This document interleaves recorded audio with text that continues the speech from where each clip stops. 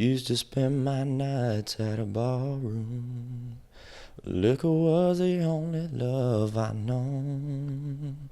When I was about 12, 13, somewhere in middle school, I decided that I was never going to drink alcohol.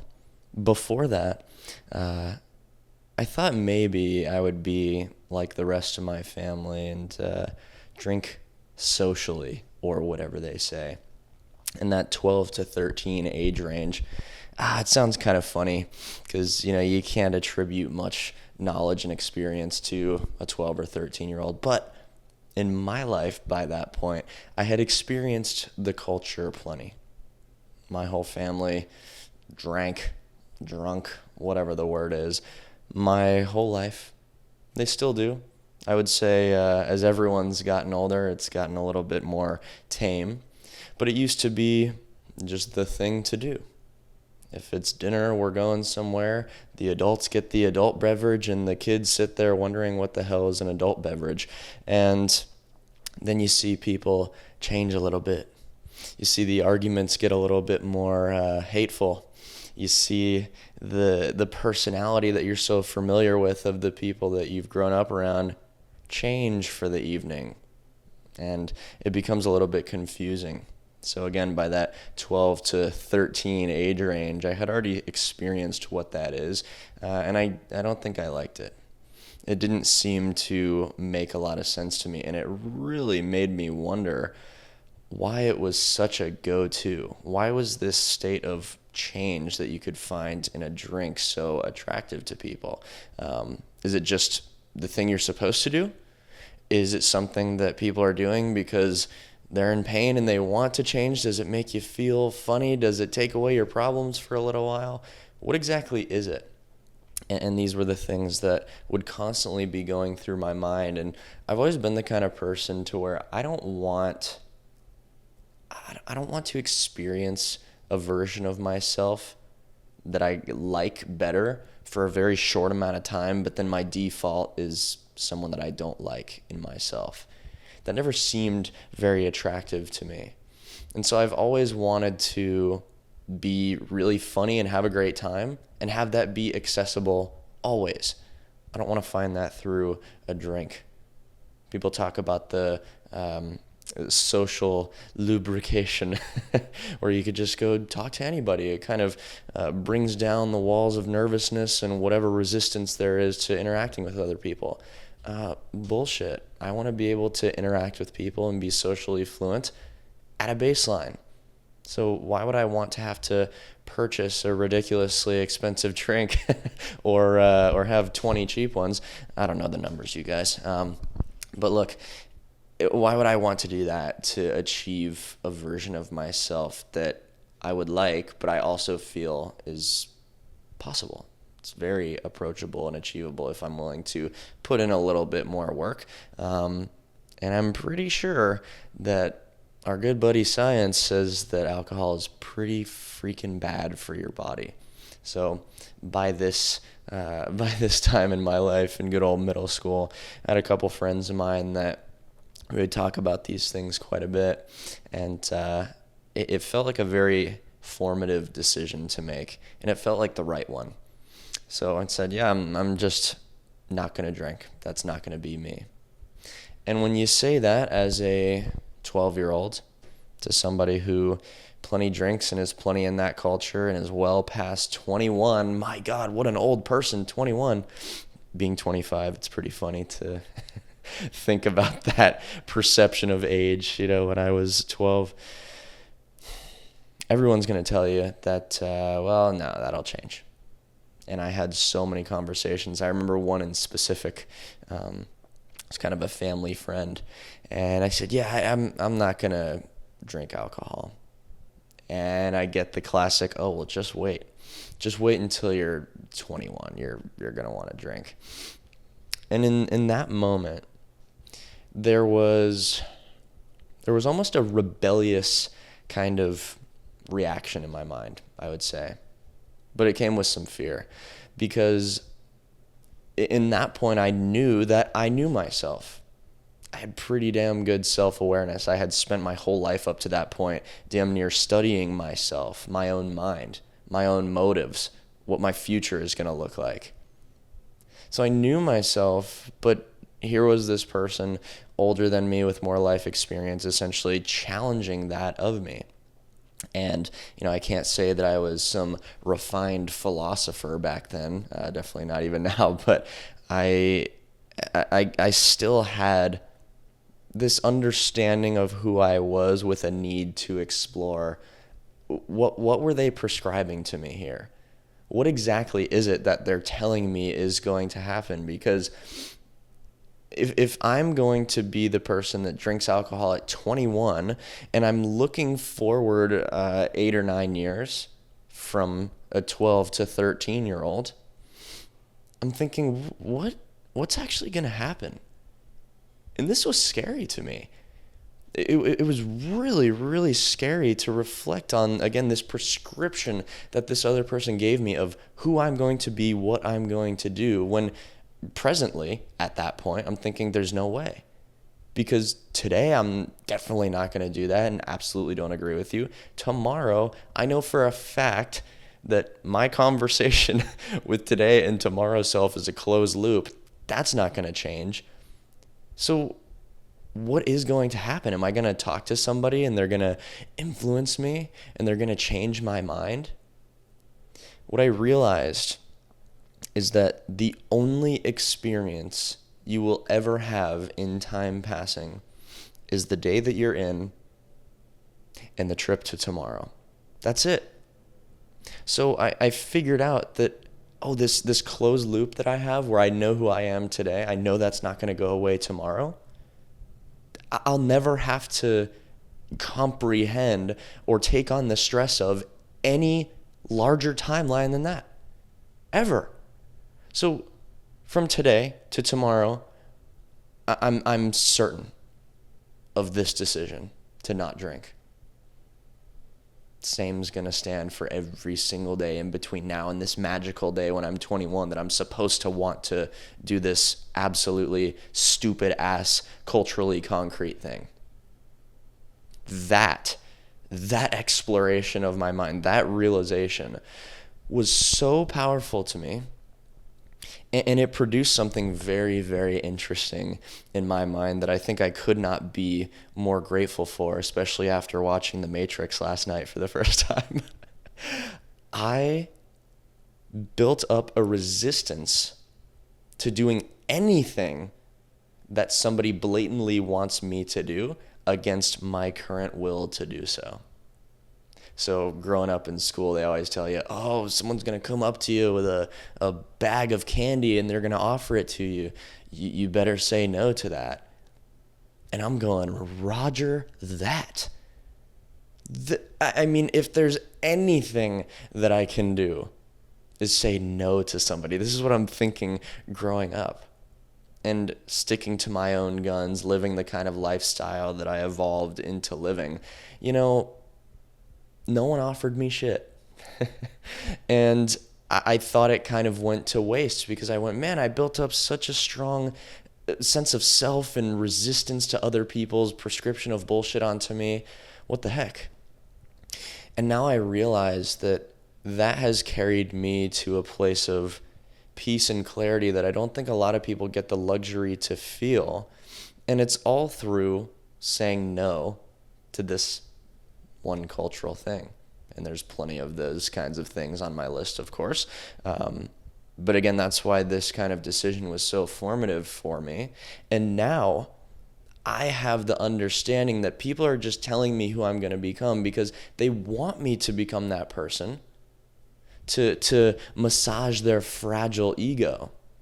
They're projecting the bullshit that they did onto me because misery loves company. When you can realize that misery loves company, you can see that misery is going to be talking to you all the freaking time. Somebody who's empowered, somebody who is peaceful, they're not going to just blatantly say who you're going to become. They're going to encourage you to have the self-awareness to figure out who the hell you want to become. That's what I'm doing all of the time. Most of the people that I work with in my mentorship, I'm telling them to not be like me. Because if we define that our priorities are different, then why am I going to say, oh yeah, you have to ice bath first thing in the morning and go for a run? No, individuals have the ability to make individual decisions. It's called agency. But somebody that does not have confidence in a path of their own that they're proud of, they don't want to hand you agency. They want to hand you the prescription of exactly what the hell you're supposed to turn into to make them feel comfortable. That is how this world operates. So when you can embrace real responsibility, real agency in your life, oh my gosh, that is the most powerful thing on this planet. So yeah, I think culturally speaking, oh, drinking, it's just kind of the thing to do. But when you zoom out and really question things, it starts to become a little bit deeper than just, the thing to do, the casual activity. You think of the structure of how the whole freaking world operates, and not to go too deep, but is it not made to make you stop thinking and to make you just go along with everything and then lessen your critical thinking ability and lessen your interest in why the hell the world works the way it works? Think about that for a second. All roads lead to, I don't know, a smooth brain that doesn't question a damn thing. That is a problem to me. And I think just giving in to social norms just because, not because you feel convicted, but because you feel obligated, that turns the whole world into one smooth brain. And then the computers take over. Again, I watched The Matrix last night, so give me a break here. This concept of zooming out, it's just so important to me. It's so pivotal to my thought process because you zoom out, you look at the world from kind of the alien perspective, which I think is a good one to take sometimes, and you go, why is a physically poisonous beverage a staple in our culture? What are we doing? You know what I mean? Put the drink down for a second and think, wait a second. For 99% of the world, that's impossible because that's a moment with the self. And you know what everybody is afraid of? Themselves. So it doesn't matter how much money you have. It doesn't matter your status, how many forms of enjoyment that you can keep purchasing and just incubate your brain in this false state of okay. You put the drink down and then you realize that you're not distracted from you, and that's the biggest fear in the world. What a damn problem. And that's the world that we live in today. I was supposed to be just talking about drinking. Come on now. You shouldn't have to be told to make healthy decisions, but now you kind of have to be told to make healthy decisions because it's damn near a conspiracy. You know what I mean? To say, well, gosh, maybe all the food in the grocery stores is kind of some bullshit except for a few things. And doctors and pharmaceutical companies, they don't have customers if people are healthy and take responsibility over their life and have full agency. So, they don't run the world or anything. It's just to not make these kinds of culturally normal decisions. You're a freaking huge outcast. And I think there's also a weird divide of people who are ultra religious usually kind of take the health things a little bit more seriously. Not just the Instagram religious, but real religious folks that have a true devotion to that way of life. A lot of that fully excludes alcohol. My thing is, though, should you have to have a life that is held together by religion to tell you to not drink some poisonous bullshit every weekend? It sounds harsh, and I feel so convicted about this topic just because of how normal it is. And when you don't drink, you get all the questions, which I love, because questions to me are not threatening. Because if someone's asking me why, I've probably already thought of why, and if I haven't, I can give myself a free moment to think and try and answer. But then you ask back, well, why do you drink? Whoa, whoa, whoa, whoa. That's against the rules, buddy. You're not supposed to question the normal shit that's absolutely ridiculous. It's only the people that make unique but smart decisions that are supposed to get the questioning. This I have a little bit of a problem with. So the alcohol thing, this drinking culture, it's the great distraction. Absolutely the great distraction.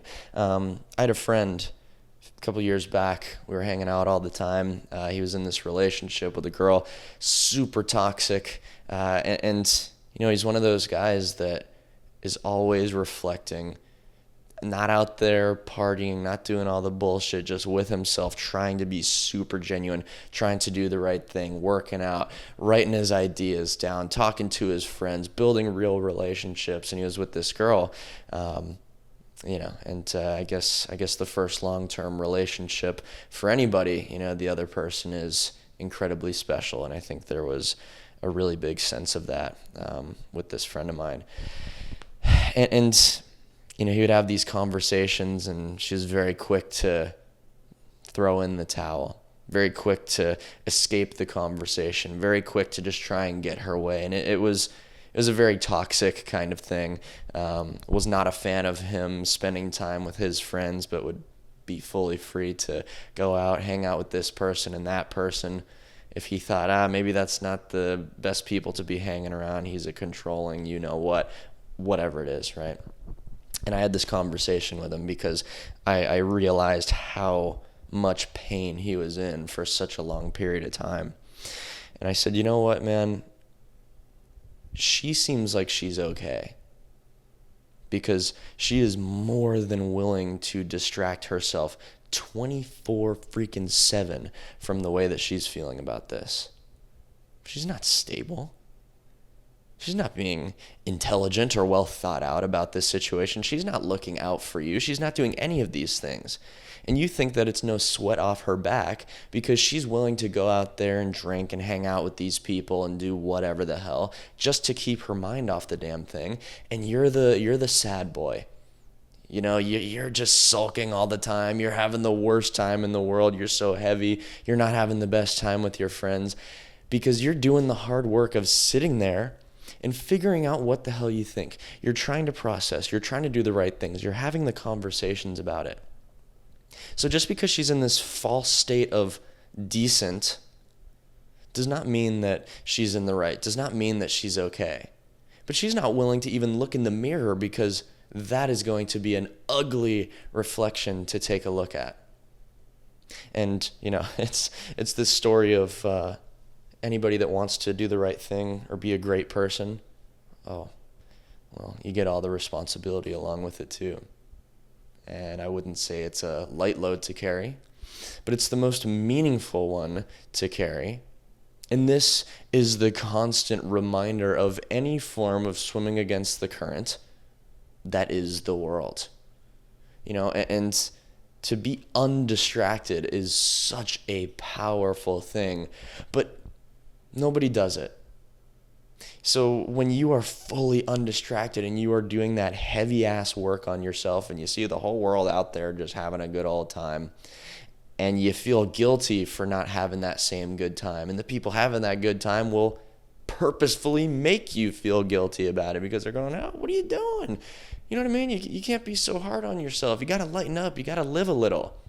And those people have never once lived a little with themselves, in full presence of themselves, because every single thing in their body, every molecule is saying, get away, escape, don't spend that time. And the path to actual freedom, the path to actual understanding and peace is spending that time with yourself until you feel so comfortable that you've got a best friend and a hero within yours truly. That God, I mean, who's doing that?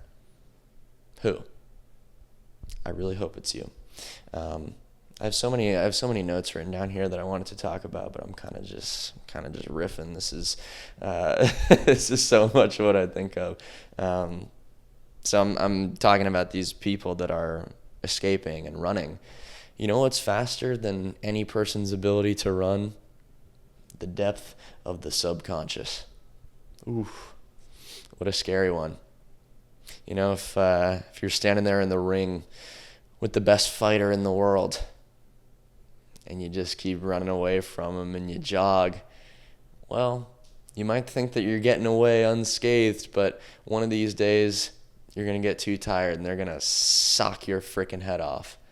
But who knows what you're capable of when you stand there solid and you throw some punches yourself and you make the attack first and you run down the thing that scares you most. I don't know, best fighter in the world. You might be kind of smoked one way or the other, but it's an analogy. Give me a break here. You gotta face these things head on. You gotta face yourself head on until that self is a friend. Because too many people are in opposition of themselves, and that's a dangerous place to be. So, I mean, I said earlier that the pressure that you receive from everybody, you got to have 20/20 vision, seeing through that shit and recognizing that it's projection. I mean, have you ever looked at somebody else or kind of analyzed someone's relationship or seen someone really successful and you're just observing them fully separate from your own bias and life experience? The answer is no. So nobody has ever witnessed you or analyzed your decisions or where you are in life without processing their own bias and their own life experience. Everything is a projection in some kind of way. If you're doing things different from a lot of people, you're holding up the mirror. You know what I mean? You're giving them the opportunity to look themselves in the face, and they hate that shit. My biggest video ever has 52 million views on Instagram, and I'm saying, I don't drink, I don't smoke, I don't F around, I don't party, I don't go out. Am I lame for that? Absolutely. And to be lame in the eyes of somebody I'd never want to be like is nothing but a success. And oh my God, I think there's 40,000 comments on that video, and I want to say at least 20,000 of them are going, oh, get a load of this guy. He never has fun. That must suck. I would hate to be you. Oh, you got to live a little, blah, blah, blah. A bunch of losers. You know what I mean? A bunch of losers that would spend their time commenting some shit like that on a post by somebody they've never met and never will meet. And what are they trying to do? They trying to tear me down? Are they trying to get my attention because they're insecure about their own life's decisions, that they want to project that onto a comment section and hope that everyone else agrees, and then band together and say, oh, we're team freaking loser ass, and yeah, we're all insecure, but we think that we're just successfully making fun of this guy. Have fun with that. Social pressure is a fat projection. But, geez, I mean, it takes a lot to be able to see through that, to be honest with you. I can't say that I was just, lightly receiving all of these comments saying that I'm a piece of shit, especially for the first video that kind of blew the hell up. I've I've talked about this idea in a couple different ways, but it goes along very similarly to this just wanting to be on the team concept. Everybody drinks because everybody drinks, and everybody wants to be on the same page as everybody because there's a comfort in that. I think if you were to take a magic wand and say, okay, everybody doesn't drink on the count of 3, 1, 2, 3, and it just changes to where nobody drinks alcohol, that would be the thing that everybody does because everybody does it.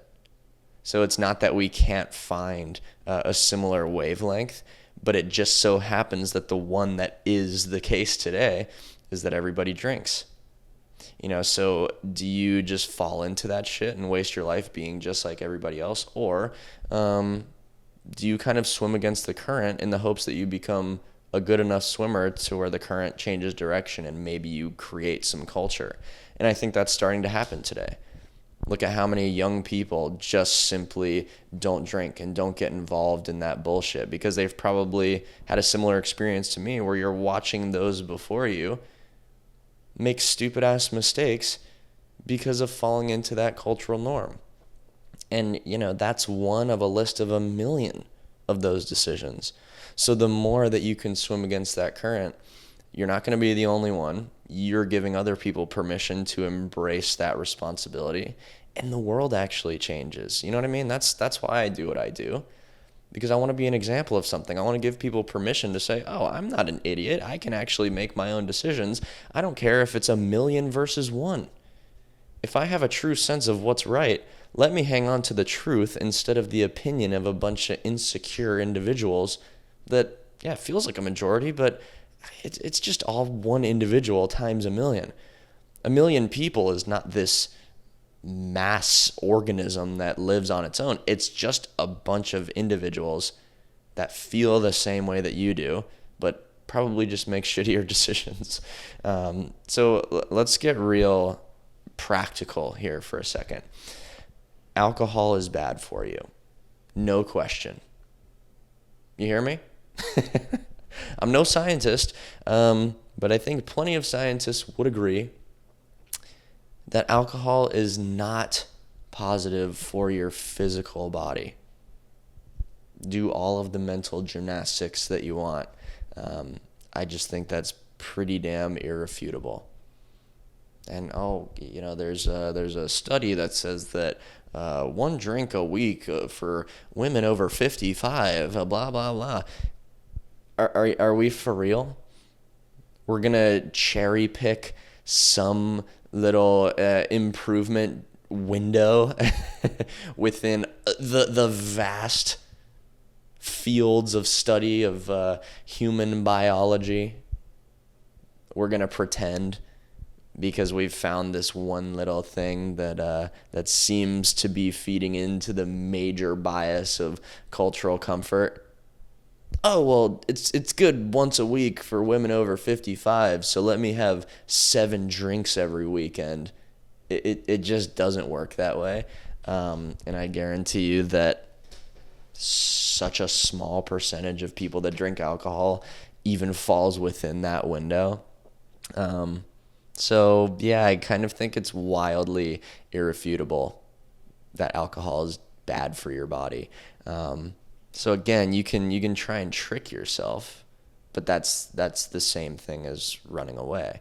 Now, if you're fine with a physical sacrifice of consistent drinking, genuinely, you know what I mean? If you can actually understand that that's the case and say, yep, this is bad for me. I'm probably risking some of my time on Earth, maybe more than necessary, and I'm still going to keep doing it because it does whatever the hell for me. Yeah, I mean, I'm all for people doing whatever the hell they want to do. I'm also all for defining if it's truly what people want to do or if it's what they've been forced into doing because, yeah, everyone does it. Again, want to be on the same wavelength, don't want to be the one that stands out. But this kind of thing is tough because, yeah, you can say you want to be self-destructive, but man, I have a hard time believing that anybody wants to be self-destructive. But, the mind just gets programmed for so damn long that maybe those walls of self-care genuinely just reach the bottom and there's no self-protective mechanism. It's just feeding the comfort of the current moment.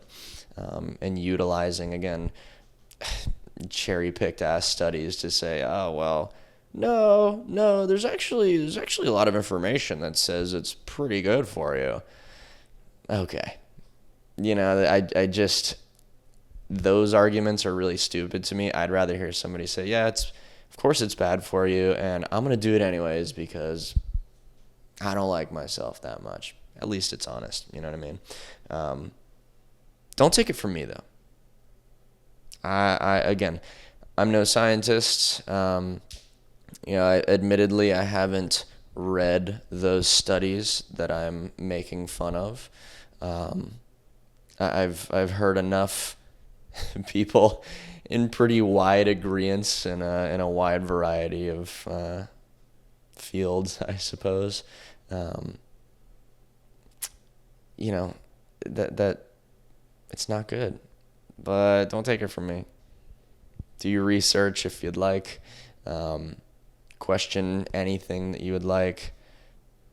Maybe look up the study. Spend your whole life drinking and then use that as the experiment. I don't know, but I can't say that is the way to go. But don't take it from me. Question the hell out of your own priorities. Maybe you've seen a few drinks drastically improve your life, and for that, I mean, yeah, it's not my decision to make for you. I don't know. When you don't drink, you don't find people that are distraction junkies in your close circle. You know what I mean? You find it really hard eventually to spend time with people that are heavy into the drinking thing, because it's almost a different world. When you're the person that just sits there and takes in the world, and you're kind of your raw, authentic self, and you don't have to keep, damn near self-medicating and changing your state of mind to reach, some momentary ideal. Yeah, you find more people that are not distraction junkies. They're not all about just getting out of where they are right now. I mean, there's all of this stuff out there about taking this, taking that, changing this, changing that, when it comes to the mind. And does anybody just sit there in the actual current moment, unchanged, unmedicated?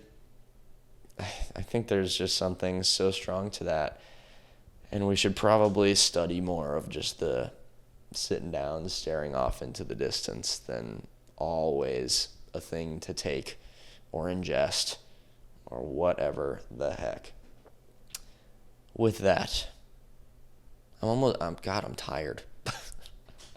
I feel soul tired a little bit from talking about this. And it's not something I dive into a ton, because I feel like it's so easily overlooked, and I don't know, I feel like in this drinking culture thing, it's talked about so much, but it's also kind of glossed over, and it's only a health thing. But again, the majority of my questioning is more, why do we just give in? Why do we just do things without asking why? And I think that shares a much deeper message. I think that's a much more important thing to explore. I mean, again, I know I was kind of harping on the physical aspect of there's no way that it's healthy for your body, but that's more just a baseline of, yeah, you can't really argue against that one. So now let's discuss the cultural and the critical thinking and what that really means for humans. And I feel like the world is a better place when people can think and they're not just handing over their life to somebody that has some perceived authority over them, which it's fake. People only have authority over you because you give it to them. And I just don't want you to give the rest of the world authority over you for no freaking reason. So don't let me be that authority. Don't let anybody else just blatantly be an authority. Just make your own decisions, and that goes a long way. Question everything, because why the heck not? You might not have the comfort of 8 billion people being just like you, but is that really what you're on this earth for? I don't think so. But hey, if you enjoyed listening, leave a like if you're watching on YouTube, and Comment what you thought. Love to hear from you guys. Maybe this ruffled some feathers. Maybe this perfectly groomed some feathers. I don't know. Maybe people love to hear this kind of thing and just watch me riff on frickin' good old alcohol, And I've never done it, so I guess I'm inexperienced. But again, I've seen enough people go down that rabbit hole. But hey, if you hated this, if you loved it, let me know. I've heard it all. Subscribe to the YouTube channel, because you wouldn't want to miss my next podcast next week, because I do one of these every single week, and I love it. And if you're listening on Spotify, leave the show 5-star rating. That would be awesome. I think there's actually quite a few on there. Every time I look, I go, what? 300? That's pretty sick. So for anybody that leaves 5 stars and leaves the comments and likes and all that good stuff, I appreciate the heck out of you. If you're listening on Spotify, would love to hear from you as well in the comments. If there's anything you want me to speak on, explore, questions you want me to answer, I would be more than happy. Next week, I think this is my 34th episode in a row, but 35, that should be a Q&A. I love the Q&As, so keep an eye out for that. Look, if you have made it to the end, if any of the ideas that I've talked about really resonate with you, and these are things that you're trying to improve in a fundamental and powerful way, I mentor people on the things I speak on for a living. I help people become disciplined, fit, healthy, critical thinkers, uncommon. And I try to be a humble person, but I'm pretty damn good at it. So if you want to make actual change, if you have climbed all of these mountains in life thinking that they were going to solve the hole in your heart, but you want to finally work on yourself because everything you do is an extension of you, please let me know. You can book a discovery call with me at the link in the description and show notes of the episode. Can't wait to chat with you if that is the case. Now, I have a newsletter. You can subscribe to that. I send out 2 a week. I deep dive on similar topics that I chat about in these podcasts. And 3 words, no phone dinner. So to get out of this state of distraction, to get back to humanity, to find a friend and a hero within yourself, let's cut out all of the noise and let's eat dinner every single night without the phone, without the laptop, no TV. If your friends are there, that's awesome. If your family's there, that's awesome. If you're all by your damn self, that's pretty awesome too. Hear the sounds around you. Look at the walls. Be there in the present moment. Don't feel the need to feed your mind distraction at all points. Give yourself that time to appreciate your meal, appreciate yourself. No phone dinner. It'll change your life. Changing your life changes the world. And I hope you want to do that with me. So thank you so much for listening. Can't wait to see you on the next one. I love you guys. Have a great day. Bye-bye.